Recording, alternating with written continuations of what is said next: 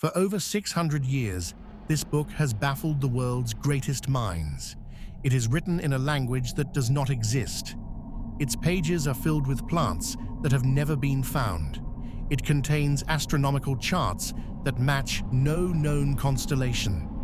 Cryptographers who broke enemy codes during World War II tried to decipher it. They failed. Computer scientists have applied artificial intelligence. It remains unreadable. Linguists have analyzed every symbol. The text makes no sense. The book is called the Voynich Manuscript, and to this day, no one knows what it means, who wrote it, or why it exists. This is the story of the world's most mysterious book. The year is 1912. Wilfred Voynich, a Polish book dealer, is traveling through Italy searching for rare manuscripts. He visits the Villa Mondragone, a Jesuit college near Rome. The Jesuits are selling off part of their collection, and Voynich purchases about 30 old books and manuscripts. Among them, he finds something extraordinary. A small book, about 240 pages, bound in vellum. Every page covered in elaborate illustrations, strange plants with impossible flowers, astronomical diagrams unlike anything he has seen, drawings of naked women connected by tubes and surrounded by what appears to be green liquid, and text, paragraph after paragraph, written in an alphabet that does not match any known language. Voynich realizes immediately that he has found something remarkable. He names it after himself and begins showing it to scholars, hoping someone can translate it. No one can. The manuscript is small. It measures about 23 centimeters by 16 centimeters, roughly the size of a modern paperback novel. It contains approximately 240 vellum pages, though evidence suggests some pages are missing. The original manuscript may have contained as many as 272 pages. In 2009, researchers at the University of Arizona used radiocarbon dating on the vellum. The results placed its creation between 1404 and 1438 in the early 15th century. The ink and paint were also tested. They match materials available in medieval Europe. Everything about the manuscript's physical construction is consistent with books made in Central Europe during the 1400s. The manuscript is divided into 6 sections based on the illustrations. The largest section contains 113 detailed drawings of plants. But here is the problem. None of the plants can be identified. Some appear to be combinations of different species, roots from one plant attached to leaves from another, with flowers from a third. The second section shows astronomical charts, stars, moons, zodiac symbols. But the constellations do not match any known star patterns. The third section depicts dozens of naked women bathing in green pools connected by elaborate systems of tubes. What this represents, no one knows. The fourth section contains more circular diagrams, perhaps cosmological, perhaps pharmaceutical. The meaning is unclear. The fifth section shows drawings of small plants in jars, possibly medicinal herbs. The sixth section is pure text, paragraph after paragraph with no illustrations. Perhaps recipes, perhaps instructions, perhaps something else entirely. And all of it, every single page, is written in a script that has never been seen anywhere else in history. The writing system used in the Voynich manuscript has been named Voynichese. It consists of approximately 25 to 30 distinct characters, depending on how you count them. Some characters appear frequently, others rarely. The text flows left to right, like most European languages, but that is where the similarities end. Statistical analysis shows that it follows patterns unlike any known language.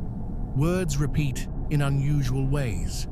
Certain letter combinations appear far more often than would be expected in natural language.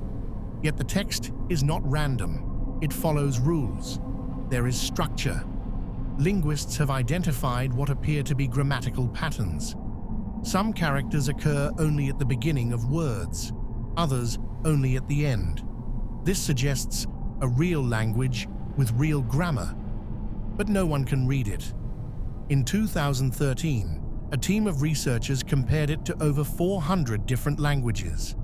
The closest match was a statistical similarity to certain Asian languages, but not close enough to suggest a connection. The text has been analyzed for hidden codes. Linguists have tested whether it might be an elaborate cipher, a secret code where each symbol represents a different letter. But if it is a cipher, it is unlike any cipher known to cryptography. Some researchers believe it is a constructed language, an artificial language created specifically for this book. But constructing a language is extraordinarily difficult. In the 15th century, without computers or modern linguistic knowledge, could someone invent an entire language that is this consistent? The question remains unanswered. A letter found with the manuscript provides some clues.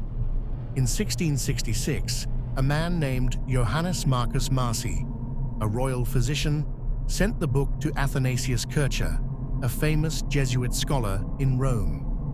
In the letter, Marci writes that the manuscript was previously owned by Emperor Rudolf II of the Holy Roman Empire. Rudolf ruled from 1576 to 1612 and was known for collecting rare and unusual objects.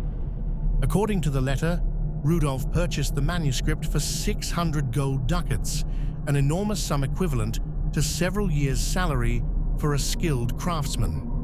Rudolf believed the book was written by Roger Bacon, a 13th century English philosopher and scientist. This theory persisted for centuries, but modern dating proves it wrong. The manuscript was created 150 years after Bacon's death. But how did Rudolf acquire it? Recent research suggests a possible answer. In 2022, a scholar named Stefan Guzzi discovered records in the imperial account books. In 1599, a physician named Karl Wiedmann sold a collection of rare books to Emperor Rudolf for exactly 600 gold coins. Wiedmann lived in the house of Leonard Rauwolf, a botanist who traveled extensively and collected rare plants. After Rauwolf's death, Wiedmann may have inherited his books. The Voynich Manuscript, with its bizarre plant illustrations, would have been valuable to a botanist. After Rudolf's death, the manuscript passed through several owners. Georg Baresch, an alchemist, spent decades trying to decode it. He failed. He gave it to Marci, who sent it to Kircher. Then the manuscript vanishes from history for over 2 centuries. It reappears in 1912 when Wilfrid Voynich buys it from the Jesuits. In 1969, the manuscript was donated to Yale University's Rare Book and Manuscript Library, where it remains today. For over a century, scholars have proposed countless theories about the Voynich manuscript. None have been proven. Theory 1: it is a medical textbook. Many believe the manuscript is a pharmacological guide. The plant illustrations suggest herbal remedies. The naked women might represent gynecological or obstetric knowledge. In medieval Europe, such knowledge was often kept secret, encoded to protect valuable medical information. A 2024 study suggested the manuscript may contain secret medical knowledge about reproduction and women's health that was deliberately obscured because such information was considered dangerous or heretical. But if it is a medical text, why can no one identify the plants? And why would medical knowledge need such elaborate encryption? Theory 2: it is an elaborate hoax. Some researchers believe the manuscript is meaningless, perhaps created in medieval times as a forgery intended to be sold to a wealthy collector like Emperor Rudolf. The text could be gibberish designed to look like a real language. The illustrations could be imaginative inventions meant to seem exotic and valuable. But the hoax theory has problems. Creating fake text that follows natural language patterns this closely would be extraordinarily difficult without computers. Medieval forgers would have no way to ensure their invented writing matched the statistical properties of real languages. Theory 3, it is written in a lost language. Perhaps the manuscript uses a language that has since gone extinct, a language spoken by a small community that left no other written records. But linguists point out that languages do not simply vanish without a trace. Even dead languages leave behind fragments in other texts or influences in related languages. It shows no connection to any known language family. Theory 4, it is an alien artifact. Yes, some people genuinely believe this. They point to the unidentifiable plants as evidence of extraterrestrial flora, the astronomical charts as maps of alien star systems. This theory is not taken seriously by scholars, but it persists in popular imagination because the manuscript truly does look like something from another world. The Voynich Manuscript has attracted some of history's greatest code breakers. During World War II, William and Elizabeth Friedman, renowned American cryptographers who helped break Japanese and German codes, turned their attention to the manuscript. They spent years analyzing it. They concluded that if it is a cipher, it is unlike any cipher they had ever seen. They could not break it. In recent decades, computer scientists have used artificial intelligence and machine learning to analyze the language. In 2016, researchers at the University of Alberta applied algorithms that successfully decoded other historical ciphers.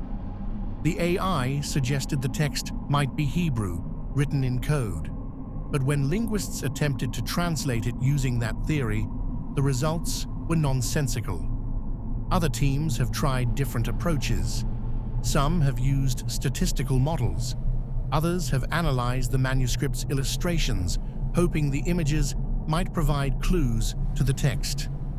In 2019, a British researcher claimed to have partially decoded the manuscript, identifying a few words. His translation suggested the text was written in a form of Proto-Romance language. But his methods were heavily criticized by linguists, and his findings have not been accepted. The National Security Agency, the American Intelligence Agency, has also studied the manuscript. For decades, cryptographers at the NSA have worked on it as a kind of intellectual challenge. So far, they have made no progress. In 2024, Yale University released multispectral scans of selected pages. These scans reveal details invisible to the naked eye, perhaps hidden text or corrections made by the original scribes.